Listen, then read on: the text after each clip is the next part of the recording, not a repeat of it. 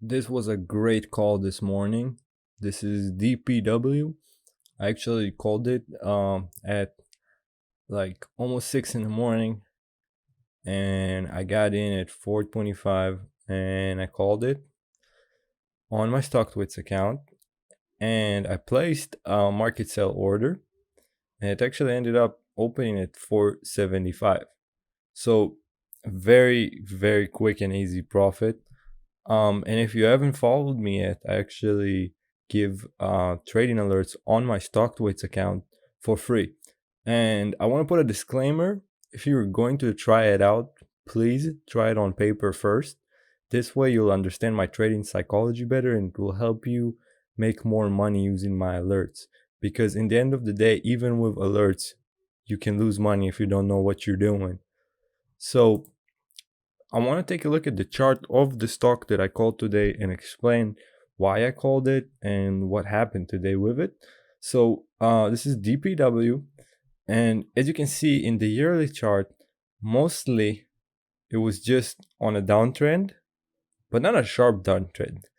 And sometimes when there's news that come out, it makes big moves, but for the most part, it's not doesn't really move that much, and it's mostly been on a downtrend. Now, if we look at it in the daily chart, after kind of a consolidation move, we can see that it got news this morning and it blew up, went up in price. Now, I want you guys to look at it because on the chart on top of me, there is IZEA, a stock that's been pumping a lot lately. And I want you guys to understand the concept a little better because I feel like a lot of people don't really understand how these work. What we get in here is basically a stock that didn't have a lot of volume, and suddenly out of the blue, it has good news. It's a low float, and it's also a like a small market cap stock. So investors look at it as an opportunity to increase their money because the stock is basically a small company with good news. So it means it has potential. So basically, a lot of investors get in. But what happens, there's a psychological event that we can see repeats itself many, many times. And basically, what happens is it spikes, and then when it just can't spike anymore, it just sells out. And I mean, I'll make it a little bit easier. So there's a big buy, but after every big buy, there's a big sell because people want to secure their profits in the end. And then there's another buy. So we're basically buyers against sellers competing with each other. And every time there's a big spike, it's because other people look at it as a good investment opportunity. And every time that there's a sell-off, it means that people took their profit and there's less people interested in the investment opportunity. That's how we get the pattern, and that's how we get the chart.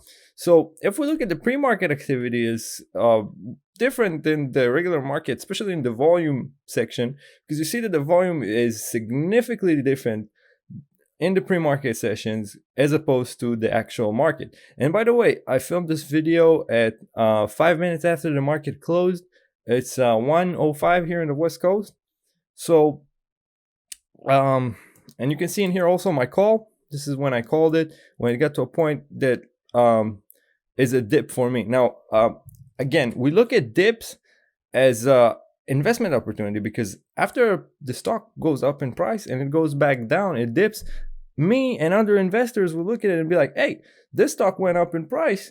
Now it's sold off a little bit. So a lot of other investors are going to look at it as a dip. They're going to buy more and it will make it go up in price. But we also need to look at it in a way that this is in the above average price section. So that's why it's a riskier move. But in the end of the day, I, as an investor, know that between 6 in the morning to 6:30 or 30 minutes before the market opens, there is a lot of investors that want to get in, and especially on the big movers.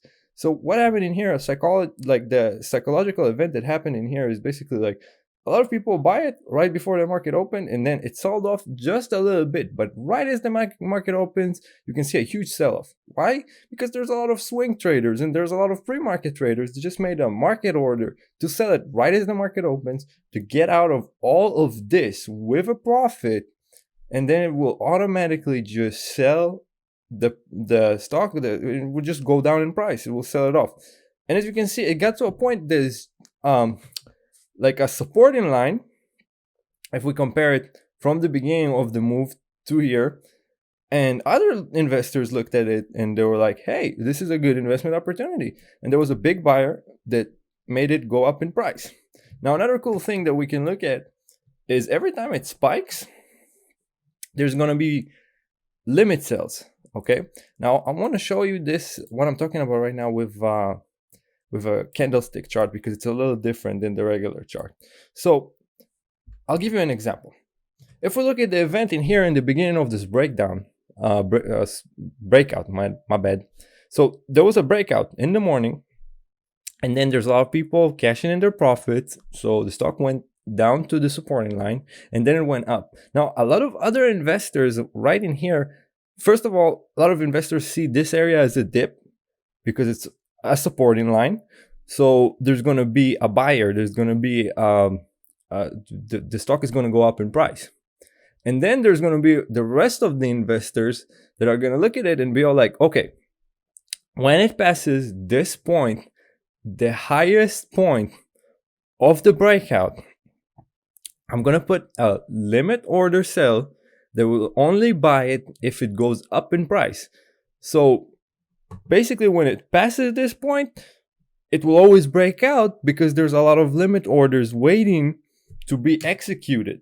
And if it won't go to that part, there's going to be a lot of sellers, and most likely it will go down in price.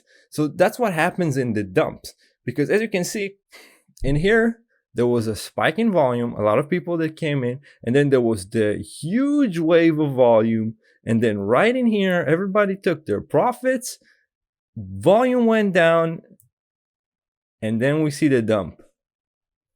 So it's hard to predict those things in 100%. Even if you're a penny stock expert, you really never know what's going to happen. Those moves are very volatile and very risky. Even if you draw a support in line, if you follow your guidelines and your criteria, you never know.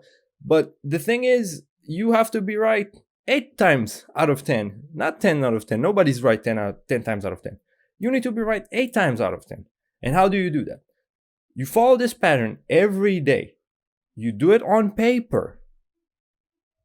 You notice where your mistakes is, and you notice where you shine on. And remember, in those breakouts, the best hours, in my opinion, are the pre-market hours, because as you can see, most of the profit would come to your pocket if you entered in the pre-market areas. So do not beg hold. That's one tip that I have for you. And basically the second tip is just play it on paper. Try to get the best entries. And again, I suggest pre-market, but try to get your best entries and see if you can find style that will be consistently profitable on paper. And then when you're consistently profitable on paper, you take it to real trading with a small amount and take it with a bigger amount. Now, I know I said it in a bunch of other videos, but I'm going to keep repeating on it because, first of all, there's a lot of traders, big traders out there that don't even talk about pre-market, and they don't even talk about paper trading because they know that they want people to get in the market and lose money, because when people lose money, they make money. But I know how investors are, man. Like even if you're gonna be out there and show them exactly what to buy in the exact time, there's still people that's gonna miss it, because trading is not for everybody. So if you're that type of person that's gonna dedicate your whole life into trading and understanding patterns and psychology, because this pattern is something that repeats itself for years. I can see videos of penny stocks from the 90s, and you can see the same pattern, because human behavior doesn't change. And this is something that can repeat itself every day. I know it's very volatile and I know it's very dangerous, but every type of investment and investing is dangerous when you don't have any idea of what you're doing. So I would recommend to watch and learn a lot about this pattern and trade it on paper trading until you get to a point where you have a strategy that works for you every day and you make money every day, and then you can take it into real trading. That's when you're going to be really profitable and consistently profitable. It's going to take time because trading is a lot of experience overall. But when you learn how to do it, that's when you become a consistent trader. So I hope I opened you guys' eyes, because I'm really starting to get tired of all the people in forums on Stocktwits that seem like they have no idea and they're completely clueless about trading. Give it time, man. Learn. Know what you're investing in. And I want to say thank you to all the new subscribers. Just like I said, I'm really, really happy with the growth that I'm getting here on YouTube. I really want to spread my word out, so please give me a thumbs up. And if you haven't subscribed yet, please subscribe and follow my Stocktwits. I give free trading alerts for everybody. And thank you guys for watching. See you on the next one.